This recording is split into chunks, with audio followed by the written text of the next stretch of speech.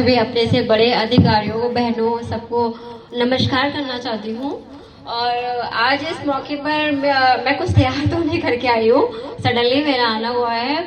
बस मैं ये कहना चाहती हूँ कि बाबा साहब की बदौलत उन्होंने कितने प्रयत्न किए हम लोगों के लिए। वो तो इस दुनिया में नहीं है, लेकिन हम लोगों के लिए जो छोड़ गए हैं उसकी कोई बात ही नहीं है, मतलब हम उस चीज़ को सोच नहीं पाते। तो मैं अपनी जो महिला मित्र हैं उनको ये संदेश देना चाहती हूँ कि उन्होंने महिलाओं के लिए जो कार्य किए हैं आप उनका अध्ययन करें। आप मतलब संविधान, आजकल तो व्हाट्सएप यूट्यूब पे भी बहुत कुछ आता है कि हम आप लोगों के लिए, हम महिलाओं के लिए उन्होंने क्या कुछ नहीं किया है। तो जो वो करके गए हैं उनका हमको फायदा उठाना चाहिए और उनकी आत्मा को इसी तरह से शांति मिलेगी कि मतलब जो वो हमारे लिए करके गए हैं उनका हम सदुपयोग कर सके।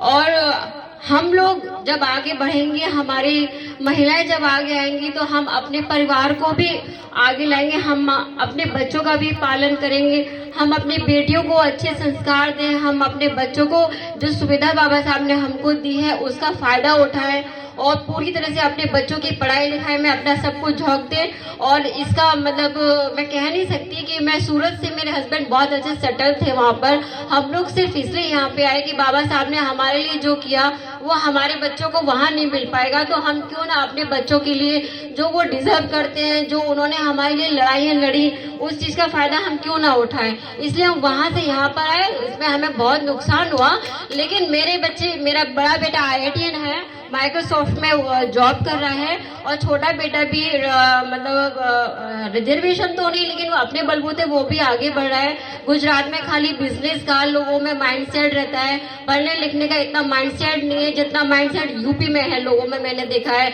जो भी ग्रेजुएट हो जाते हैं उनमें IAS PCS बनने की एक लालसा जागती है।